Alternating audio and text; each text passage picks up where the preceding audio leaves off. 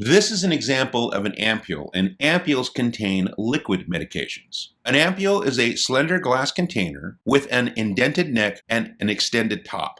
The colored bands near the neck indicate where the ampule can be broken safely. An alcohol swab is usually placed around the neck of the ampule, and the ampule is quickly snapped into two pieces. And then a needle and syringe is used to withdraw the liquid drug from the ampule. Ampules can only be used once. The unused medication must be discarded, and these medications usually contain no preservatives.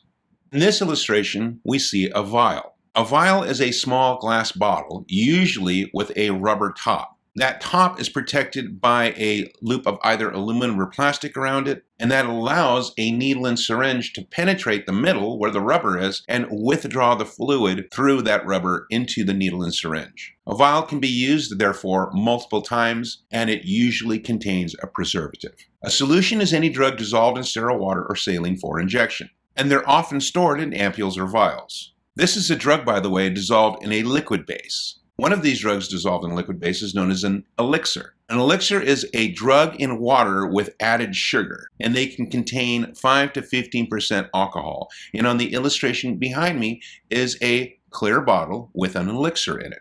Another type of liquid medication are known as syrups. Syrups are a drug thickened with a base of added sugar and flavorings. They are sweeter and more viscous than elixirs. Some coat the mucous membranes for a soothing effect in addition to having an effect of the medication itself. Many of these are over the counter. Some of these prescription medications are for pediatric patients in a form of a syrup because that sweet taste may entice the child to take too many doses, so they're restricted by the prescription for safety.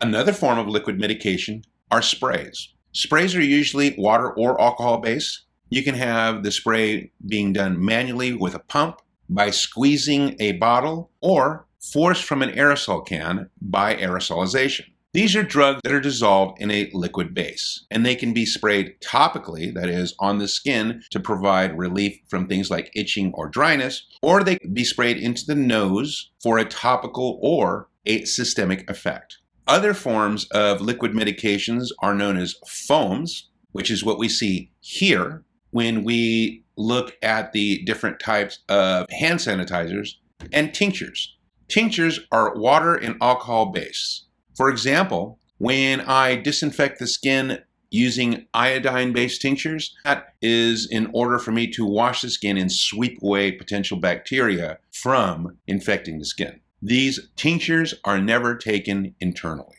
Another type of medication solution is known as an emulsion, and here we have an example of a fat emulsion. These are fat molecules in a water base, and they're frequently used for things like nutrition or to deliver an IV medication which is suspended in a fat base. Gels, on the other hand, are fine, undissolved drug particles in a thickened water base, as seen here. As we speak of powders, you should know that powders can be used in various ways. Powders are fine, undissolved particles that are suspended in a water or an oil base. These particles gradually settle into the bottom of the container, so therefore it is important to shake these containers to redistribute the powder. Here we have one of the many IV antibiotics that is ready to be prepared by adding something like sterile water and creating a suspension that can then be given into the body, usually IM or IV.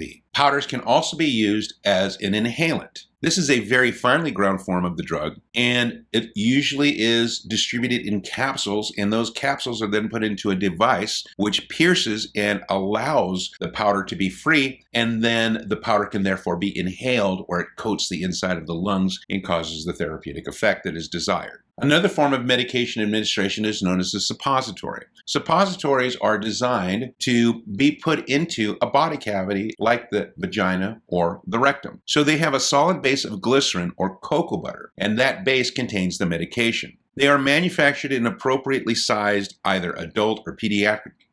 Transdermal patches are patches that contain the drugs and are applied directly to the skin, and they release the medication over a period of time. These are not designed for topical effects. These are medications that are in fact systemic, and they include everything from cardiac medications or certain chemicals that need to replace for addiction withdrawal. For example, the nicotine patch.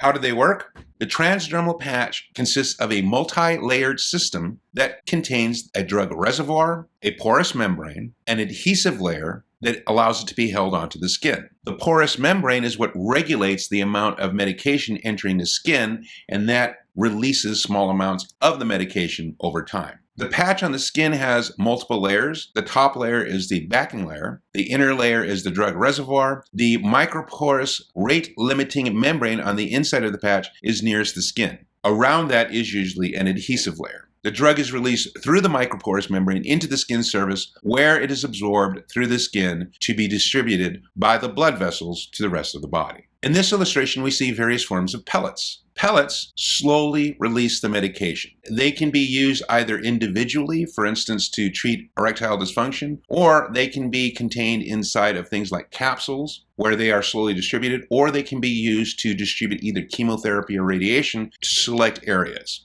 They can be inside of wafers, they can be inside of capsules, or they can actually be in their own little plastic-like container. Another way to administer medications is through gas, and usually gas is reserved for anesthesia. The illustration behind me shows anesthesia machine, which has access to the various medications that are used to provide the sensation-free environment that the body needs in order to survive through something like surgery.